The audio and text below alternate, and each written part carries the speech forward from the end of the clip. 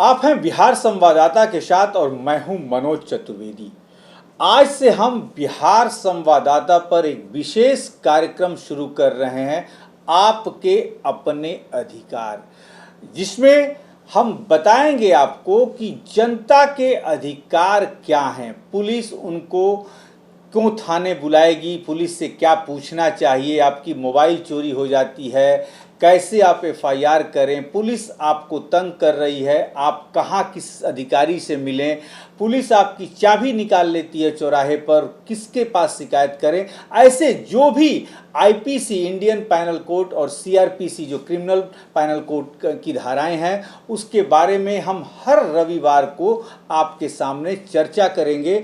और हमारे साथ रहेंगे पटना उच्च न्यायालय के वरिष्ठ अधिवक्ता केडी मिश्रा, जाना पहचाना नाम, और हम उन्हीं से सारी चीज़ों के बारे में जानकारी जुटाकर आप तक निश्चित तौर पर सटीक और सही जानकारी पहुंचाएंगे। और आज हमारे पहले इस कार्यक्रम में, पहले एपिसोड में, केडी मिश्रा जी, पहले तो आपका स्वागत है हमारे कार्यक्रम में।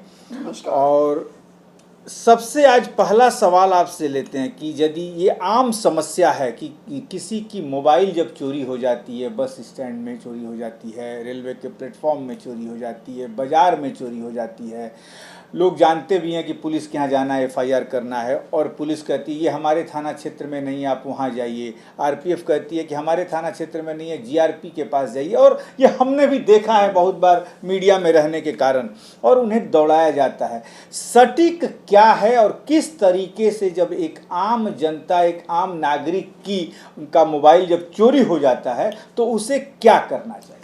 देखिए, बहुत ही आपने समाजोपयोगी चर्चा पर आज ने आपने एपिसोड शुरू किया है। इसके लिए आप बहुत बहुत धन्यवाद के पात्र हैं। और आपके माध्यम से जो ये छोटी छोटी बातों पर लोग ध्यान नहीं देते हैं और आम पब्लिक परेशान होती है, इसके लिए जब किसी भी परिस्थिति में किसी का कोई मोबाइल या सामान गुम हो गया, वैसे परिस्थिति में वो सूचना देगा थाना को, लोकल स्तर पर थाना को सूचना देना है। सपोज दैट कि थाना का जुडिक्शन मान ली पटना में कोतवाली से लेके कदम कुआं से लेके बहादुरपुर तक सिटी तक है।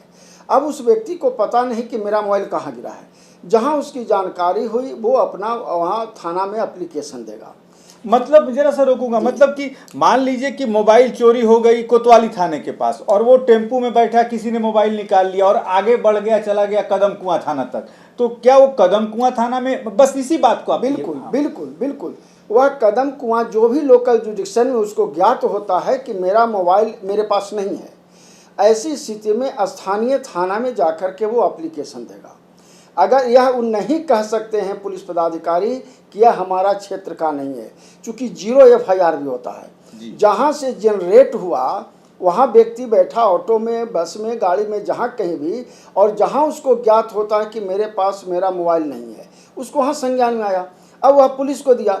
चूँकि आज के मोबाइल जो हैं उसमें ऐसी तकनीकी लगा हुआ है कि वो साइबर सेल से उसको लोकेट किया जा सकता है।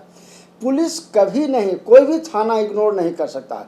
अगर तत्काल कोई थाना एप्लीकेशन आपसे लेने से इनकार करता हो, जन सामान्य से इनकार करता हो, ऐसी परिस्थिति में आवेदन लिखे, आवेदन लिख करके डिटेल और अपना मोबाइल नंबर जो भी है लिख करके कि मैं यहाँ से गंतव्य स्थान से प्रस्थान किया, यहाँ पर मुझे जानकारी, वह लोकल थाना जहाँ उनको जानकारी उनको व्हाट्सएप से भेज दें, मेल से, इवन मेल से भी आप वरीय पुलिस अधीक्षक को आप सूचना दे सकते हैं। और वो आपका सूचना मान्य सूचना है। आईटी एक्ट आने के बाद से यह डेवलपमेंट है।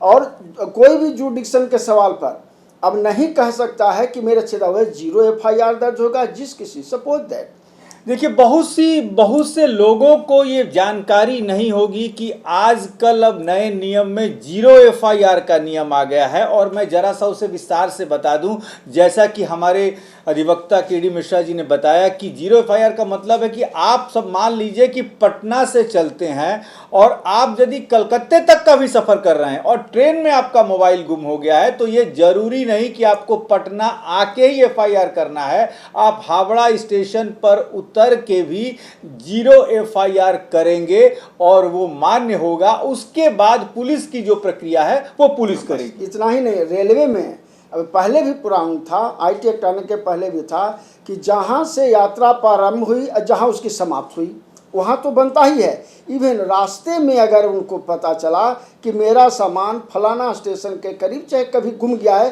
ड्यूरिंग द ट्रेवलिंग, यानी ट्रेन में हम यात्रा के उस दौरान रेल में जो एस्कॉर्ट होते हैं, एस्कॉर्ट नहीं है तो वहाँ पर TT को बुला करके अपना शिकायत दर्ज करेंगे। उनका दायित्व बनता है कि उनका FIR दर्ज करने के लिए संबंधित थाना को भेजें। यानी प्राथमिक बहुत बड़ी बात अधिवक्ता हमारे जो हैं KD मिश्रा ने बताई आपको कि यदि ट्रेन में आप सफर कर रहे हैं और आपको ऐसा लगे कि आपका सामान गुम हो गया है तो आप जो ट्रेन में एस्कॉर्ट चलती है, जो सुरक्षा के लोग चलते हैं वो RPF GRP के होते हैं, आप उनको पत्र लिख के दे सकते हैं, वो कार्रवाई उस पर करेंगे। यदि वो भी नहीं है तो आप TT के माध्यम से पत्र दे, अब TT की जिम्मेवारी होगी कि वो पत्र पर किस तरीके से कार्रवाई करवाते हैं। शिकायत पंजी भी TT के पास होती है। हर व्यक्ति को जानना चाहिए कि हम ट्रेन में यात्रा कर रहे हैं तो अगर हमें कोई शिकायत करनी हो किसी प्रकार का असहजता से संबंधित, TT से मंगाइए, कंप्लेन रजिस्टर उस पर कर दीजिए। अब तो मोबाइल का युग है, आवेदन लिख के सगरों आप भेज दे सकते हैं कहीं। यानी कि प्राथमिकी दर्ज करना ही करना है। यह हम जनता का अधिकार है कि कोई भी सूचना को इग्नोर नहीं किया जा सकता है पुलिस प्रशासन द्वारा। चलिए, बहुत बड़ी बात जो आज हमने अपना ये कार्यक्रम शुरू किया और इसमें आज सब पहले कार्यक्रम में पहला विषय रखा था कि मोबाइल यदि गुम हो जाए, क्योंकि ये आम नागरिक के साथ ये समस्या होती है और उस पर बहुत ही सही उत्तर जो है क्या प्रक्रिया है और FIR को कोई भी थाना, कोई भी अधिकारी इग्नोर नहीं कर सकता, उसे लेना ही पड़ेगा। 0 FIR के बारे में हमारे अधिवक्ता ने बताया। हमारे अधिवक्ता ने ट्रेन में यदि ऐसा कुछ होता है तो किसको FIR की कॉपी देनी है, किसको मतलब पत्र देना है कि FIR हो जाए, इस सारी चीज़ों से आपको अवगत कराया।